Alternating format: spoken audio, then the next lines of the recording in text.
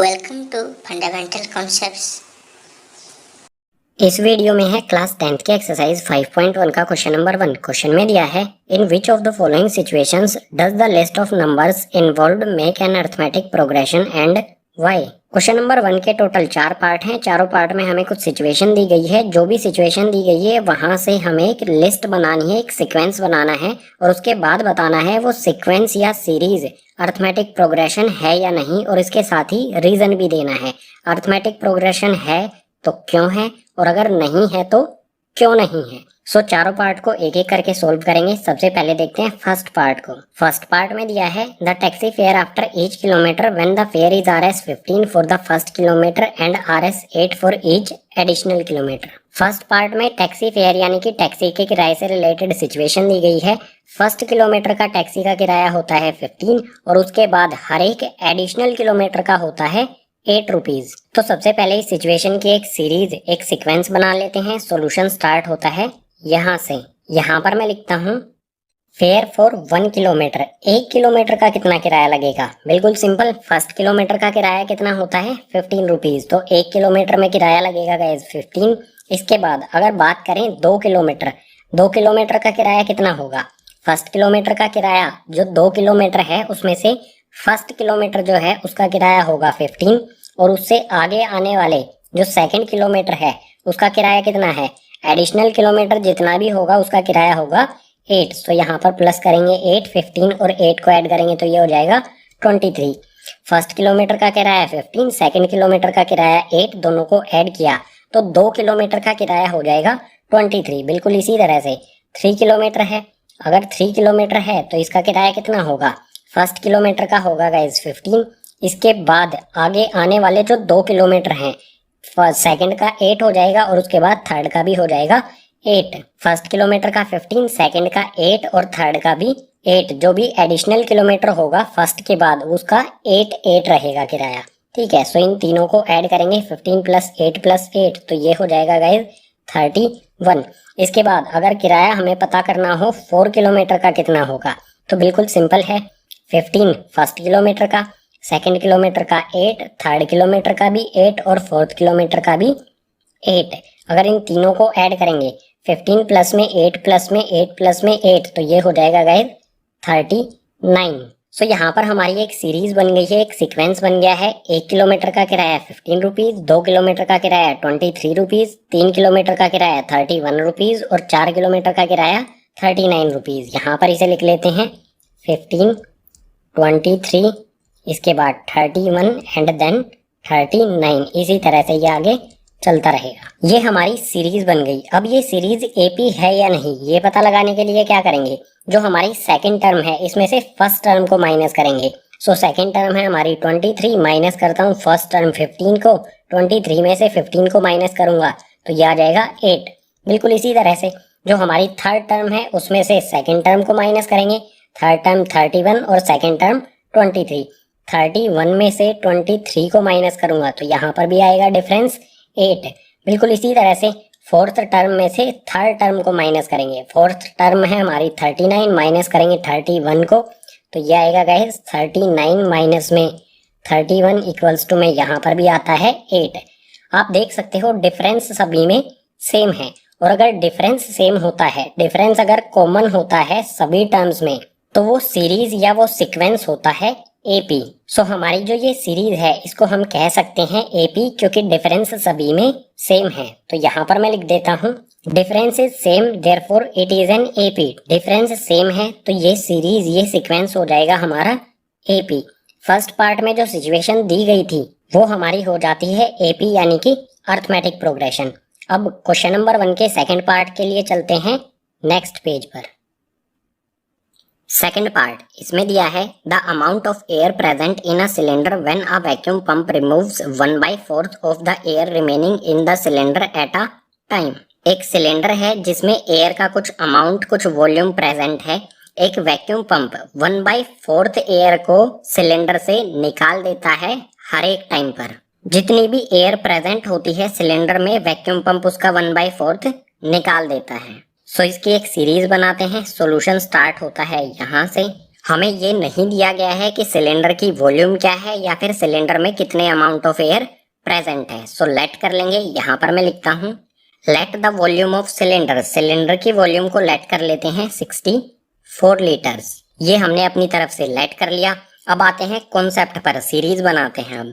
Simply cylinder की volume है guys 64, cylinder के अंदर 64 एयर प्रेजेंट है, इसका 1/4 रिमूव करेगा तो 64 का 1/4 क्या होगा, 64 मल्टीप्लाई में कर देंगे 1/4, 4 से कैंसिल करेंगे 64 को, 4 1 जा 4, यहाँ पर बचेगा गाइज 2, 2 और 4 हो जाएगा 24, उसके बाद 4 6 जा 4 से 64 को कैंसिल करेंगे तो आएगा 16। अब 16 को 1 से मल्टीप्लाई करेंगे तो 16 ही रहेगा, यानी सिंपली 64 मल्टीप्लाई में 1/4, इसको सोल्व करने पर आ जाएगा 16।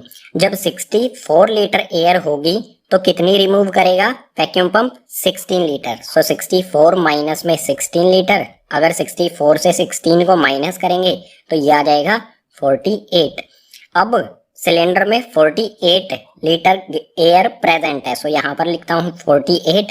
अब कितनी एयर रिमूव करेगा वैक्यूम पंप, 48 का 1/4। सो 48 का 1/4 फाइंड करेंगे, 48 मल्टीप्लाई में 1/4 कैंसिल करेंगे, 4 1 जा 4, 4 2 जा 8।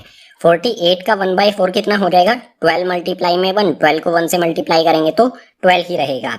48 का 1/4 हो जाएगा 12। सो 48 लीटर में से अब एयर रिमूव होगी 12 लीटर। सो 48 में से 12 को माइनस करेंगे तो ये आ जाएगा 36। अब सिलेंडर में है 36 लीटर गैस, सो यहाँ पर लिखा 36। अब कितनी गैस हटेगी, 36 का 1/4। सो 36 का 1/4 फिर से फाइंड करेंगे, 36 मल्टीप्लाई में 1/4, 4 से कैंसिल करेंगे 36 को, 9 जा पर 36 का 1/4 कितना होगा, 9। सो 36 में से 9 लीटर गैस निकालेगा वैक्यूम पंप, तो बचेगी कितनी, 25। अब एक सीरीज बना लेते हैं, जो भी हमने यहाँ पर ये सोल्व किया है एक सीरीज बनाते हैं। सबसे पहले कितनी गैस थी, 64, ये आ गया 64। इसके बाद एक बार पंप ने निकाल दी, कितनी बची, 48 बची, तो 64 के बाद आ जाएगा 48, 48 के बाद 48 में से 1/4 निकाल दी तो आ जाएगा 36, उसके बाद 36 में से 1/4 निकाल दी तो आ गया 25। ये हो गई हमारी एक सीरीज या फिर कह सकते हैं सीक्वेंस। अब ये सीरीज या सीक्वेंस एपी है या नहीं, ये पता लगाने के लिए हमें फाइंड करना होगा डी, और डी फाइंड करना बिल्कुल सिंपल है, सेकंड टर्म में से फर्स्ट टर्म को माइनस कर दो। सो यहाँ पर मैं फाइंड कर लेता हूँ D इक्वल्स टू में सेकंड टर्म है हमारी 48, फर्स्ट टर्म है 64, तो माइनस करूंगा यहाँ पर 48 में से 64 को, 48 में से 64 को माइनस करूंगा। बिल्कुल सिंपल है, छोटी टर्म में से बड़ी टर्म को माइनस किया जा रहा है तो माइनस में आएगा, और इन दोनों का डिफरेंस कितना है, 16। बिल्कुल इसी तरह से फिर से D फाइंड करूंगा। अब की बार क्या करूंगा, थर्ड टर्म में से सेकंड टर्म को माइनस करूंगा, 36 में से 48 को। सो 36 माइनस में 48, छोटी टर्म में से बड़ी टर्म को माइनस कर रहे हैं तो माइनस में आएगा, 36 में से 48 को माइनस करेंगे तो डिफरेंस आएगा 12। इसके बाद आगे यहाँ पर फोर्थ में से थर्ड टर्म को माइनस करेंगे तो D फिर से फाइंड करेंगे, D इक्वल्स टू में 25 माइनस में 36 इक्वल्स टू में माइनस में आएगा, ये भी छोटी टर्म में से बड़ी टर्म को माइनस किया जा रहा है, और 25 और 36 का डिफरेंस कितना होता है, 9। आप यहाँ पर क्लियरली देख सकते हो डिफरेंस सभी में अलग अलग है, और किसी भी सीरीज या सीक्वेंस का डिफरेंस अलग अलग है तो वो एपी नहीं होगा। सो यहाँ पर मैं लिख देता हूँ difference is not same therefore it is not AP. जो डिफरेंस है सभी में वो सेम नहीं है, इसलिए ये सीक्वेंस हमारा, ये सीरीज हमारी एपी नहीं है। सो सेकंड पार्ट में हमें जो सिचुएशन दी गई है ये एपी नहीं है। अब थर्ड पार्ट के लिए चलते हैं, नेक्स्ट पेज। थर्ड पार्ट इसमें दिया है the cost of digging a well after every metre of digging when cost Rs 150 for the first metre and rises by Rs 50 for each subsequent metre. एक well का digging cost, कुएं की खुदाई का rate दिया गया है, फर्स्ट मीटर का 150 और उसके बाद हर एक मीटर सब्सिक्वेंट मीटर का है 50 रुपीज। सो जो भी ये सिचुएशन दी गई है, सबसे पहले इसकी एक सीक्वेंस या फिर कहें सीरीज बनाते हैं। सॉल्यूशन स्टार्ट होता है थर्ड पार्ट का यहाँ से। यहाँ पर मैं लिखता हूँ cost of digging 1 metre, 1 metre की खुदाई में कितना लगेगा। बिल्कुल सिंपल दिया है, फर्स्ट मीटर का कितना है 150, तो 1 मीटर की खुदाई में लगेगा गैस 150 रुपीज। 1 मीटर की डिगिंग का कॉस्ट होगा 150। अब बात करते हैं कॉस्ट ऑफ डिगिंग 2 मीटर। अगर 2 मीटर खुदाई करनी है तो क्या लगेगा कॉस्ट? सिंपली 2 मीटर में से जो फर्स्ट मीटर होगा उसका तो रहेगा 150, ठीक है, हमेशा फर्स्ट मीटर जो होगा उसका 150 कॉस्ट रहेगा। और उसके बाद 2 मीटर में जो सेकंड मीटर है उसका कितना लगेगा? एक्स्ट्रा जितना भी हम काम करवाते हैं उसका लगेगा 50। सो प्लस में 50, 150 प्लस में 50 ये हो जाएगा 200। बात करें अगर cost of digging 3 metre, 3 metre का करेंगे तो फर्स्ट मीटर का हमारा 150, सेकंड का 50 और थर्ड का भी 50, टोटल कितना हो गया? 250। अगर बात करें हम यहाँ पर कॉस्ट ऑफ डिगिंग 4 मीटर तो इसमें कितना लगेगा? 150 फर्स्ट मीटर के लिए, सेकंड के लिए 50, थर्ड के लिए भी 50 और फोर्थ मीटर के लिए भी 50। ऐड करेंगे सभी को तो ये हो जाएगा 300। सो यहाँ से हमारी सीरीज क्या बनती है? सबसे पहले आएगा 150, इसके बाद आएगा गाइस 200, इसके बाद आ जाएगा 250 and then 300 and so on. ये हमारी सीरीज या फिर कह सकते हैं सीक्वेंस बन गया। अब ये सीरीज या सीक्वेंस एपी है या नहीं, इसके लिए क्या करेंगे? डी फाइंड करेंगे। सिंपली यहाँ पर मैं लिखता हूँ डी। डी कैसे फाइंड करेंगे? सेकेंड टर्म में से फर्स्ट टर्म को माइनस करेंगे। सो यहाँ पर 200 माइनस में 150, 200 में से 150 को माइनस करेंगे तो आ जाएगा 50। बिल्कुल इसी तरह से फिर से डी फाइंड करेंगे।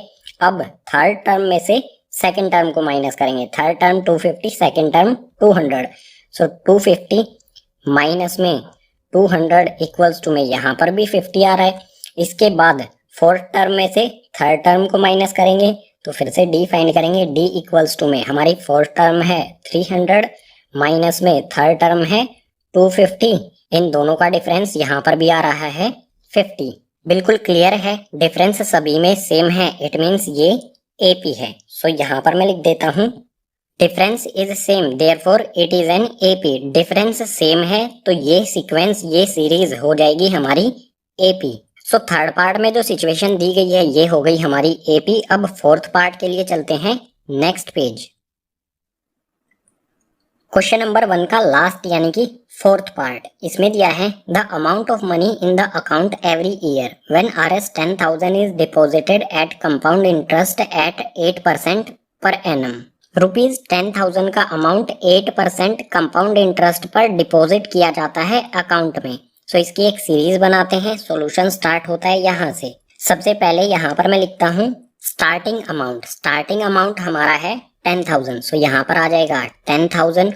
इसके बाद बात करते हैं अमाउंट आफ्टर 1 ईयर। एक साल के बाद कितना अमाउंट हो जाएगा, उसमें ऐड हो जाएगा 8% इंटरेस्ट यानी कि ब्याज। सो 10,000 का 8% कितना होगा यहाँ पर फाइंड कर लेते हैं।